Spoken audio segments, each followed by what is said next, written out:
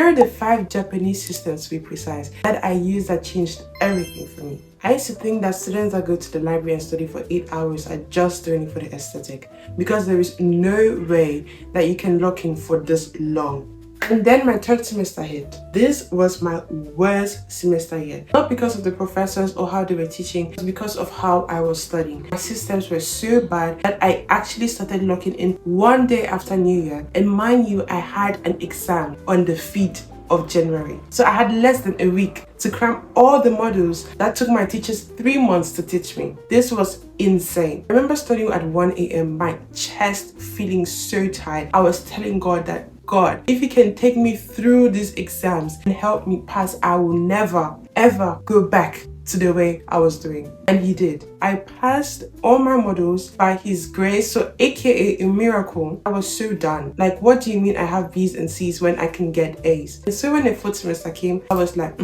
we are locking in for good. I changed my systems from watching 5 hours of Netflix every single day into locking in for 6 to 8 hours in the library. Here are the 5 Japanese systems, to be precise, that I used that changed everything for me. Okay, let's get into it, because this is exciting. Most of these systems I learned from my degree program, to be precise, lean production. So thank you to my lean production teacher. The first principle is the Kaizen principle. This principle basically means continuously improving yourself every single day. This place is for you to get better, whether it's just opening a book or just reading one more page. It's just getting 1% better every single day, and that we did. What I see a lot of students, including myself, doing is we are trying to swallow an entire course in one sitting. Just clap abanish. It's not possible, right? So what I did was I would take a chapter, focus on learning that chapter till the end, do my summaries on that chapter, and make a voice note explaining to myself like I was explaining it to a 10-year-old child. Because if I'm not able to understand that chapter very well, then 3 weeks to my exams, like the exams are getting closer, right? What I would do is I will make questions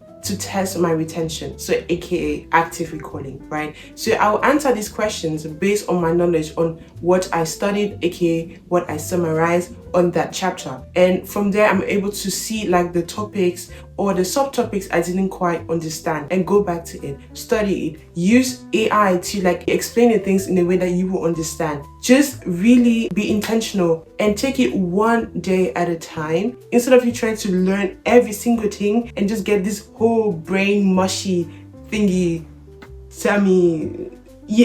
Focus on reading one chapter a day for a course than reading the entire course in one day.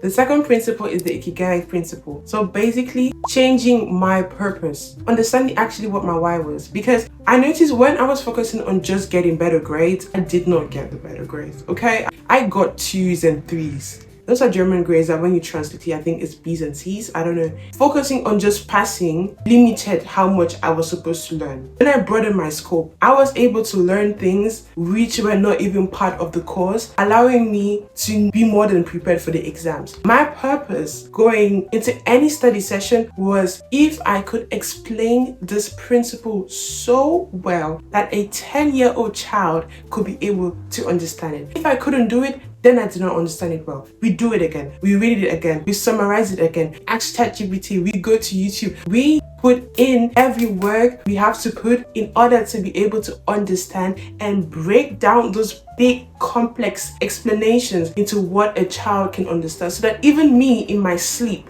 when you wake me up and ask me, hey, what is lean production? I should be able to tell you that lean production is the creation of waste-free processes that maximizes customer value, at the same time reducing waste and shortening delivery times. This could be more complex. I took words that a child could understand, okay? You're just really making this very easy for someone else that is not in your degree program whatsoever to be able to understand. And once you get that sauce, it's done, and dusted. Nobody can take that from your mind. God has blessed you and put it there. It stays there. So doing these things, changing your whys, going for something more better, more broader, increasing your scope in a way, and choosing a purpose that is more defined than just grades, you are definitely gonna ace the exams, because they are testing you on something to see if you know. And baby, if you can be able to explain to a child, then you know your thing. The third principle is the Kanban principle. Again, for my lean production classes, I just love my degree program, guys. What I learned is multitasking in this setting is a trap. Okay, I'm sorry. There is no way that you can be on course A in chapter 2 and then you switch to chapter 3 once you're not done with chapter 2. The knowledge is just, I think you're just increasing your brain rot, because you're not done with this segment, but you jump to go to the other segment and you go there and you go there and go. It's so mixed up, it's so messy. Your brain is not gonna remember. What I did is I rather take a chapter, finish that chapter before going to another chapter in a different course. There's no problem switching in between courses. Just make sure that the chapter you opened is closed before you go to the next one. You're like, I'm done with this. You can put your life, okay, maybe not your life, but you can like be sure that you know at least 70 to 90% of the stuff in that chapter. Like nobody can take that away from you before you go to the next chapter. So that once you're like, oh, I already did this chapter, you know that, okay, I put in the work in this chapter, it's closed, it's done, it's dusted. Then I can go to another chapter, and another chapter, and another chapter. And then that's how it is. You're just forming this nice roadmap in your mind. Again, I think they call it like mind mapping. You just like, okay, open book in da-da-da-da, and you see like, guys, we have to be very intentional with how we set our systems, okay? Finish a chapter first before you switch and go to another chapter, maybe in another course, whatever you want to do. But just finish what you started. The third principle is the T.r.e.a principle. Okay, what this means is you need to be well organized. Organize your workstation, organize your study table. When you're in the library, please, for the love of God, do not put so many books on the table and you're like, oh, where do I start with? If I know I'm starting with lean production, the only book I best see is lean production on my table. My computer, if I don't need my iPad, in my bag, and anything else in my bag, I should just see what I need exactly to study lean production. And once I'm done, or I want to switch, me switching means I'm done with that chapter, and I can remove that lean production book and put maybe business process management book back on the table. You know what I mean? You're just really reducing the task to one thing. It's the same thing like your to-do list, right? You put so many things and then you end up not doing it. If you start by putting the 3 most important things on the table, like on your to-do list, you time block for the 3 different activities you have to do, you will likely do those 3 activities because it's not so much. Your brain is not overwhelmed with the things you have to do. It's the same thing with your table. Having so many books is like, oh, what? Where do I start? When you see a book, it's giving clear goal. It's giving, I know what I'm doing. It's giving focus, you know? I do this and guess it works every time. When my table is too full, I'm also full without even digesting anything. You need to declutter. You need to know, is this really what I need to study this book or to study this? And if it's not, rouse, get out. Back in my bag. You get what I mean? So guys, please be intentional with what you put in your space, what you put in your environment, because hey, they're gonna help you or hinder you in whatever objective you want to accomplish.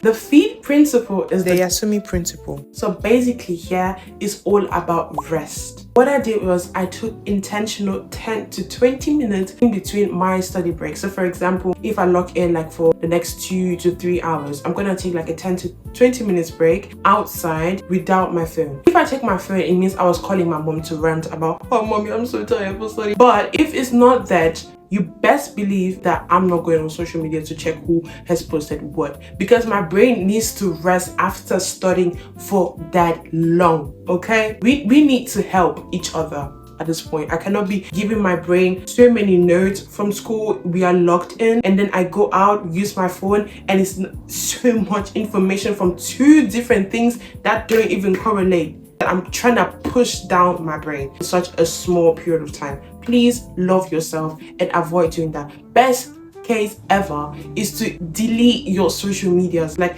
Instagram, TikTok, Netflix out. Especially when you know you are like obsessed with it. I could watch Netflix for 5 to 6 hours. Guys, I kid you not, even 3 to 5 a.m. in the morning, I'm watching Netflix. And that's where I was like, okay, God, something is wrong, okay? Because we promised ourselves that we are going to start this semester new, brand new and everything. So what do you mean I am still watching Netflix? I'm still watching the cleaning lady 5 a.m. in the morning and I have school. Help me, okay? And he did. He told me, go, you have to be intentional. You need to face the problem. Here are your systems, and these are the principles I use to make the systems better. Bonus, delete your social medias. They will come back. You can log in back once your exams are done. I did that, and I'm online making videos like this so you don't do the same mistakes I did. Talking about mistakes, I posted a video saying, I'm gonna just link it here, the 5 mistakes I did as a student when I moved here to Germany. You can watch it and see those mistakes, learn from it, and make sure you don't do the same mistakes I did. Okay guys, that's it for this video. Thank you for watching. First of all, I appreciate your time and effort. If you could kindly give me like a thumbs up, that would be amazing. If you have any questions, just write in the comments and I will see you in the next video. I just want to ask a question. This is like just a bonus for the video. How do you define consistency? Because I had this conversation with God and it's like, is it showing up every day and posting every day? Or is it showing up on the days you want and the days you don't want? Because trust me guys, the days I've been creating, you see me post, are the days that it's like my environment did not want me to do anything, but I just had to, right? So just define consistency for you in the comments. I would love to see what you think consistency is, and yeah, let's apply that in our lives. Okay.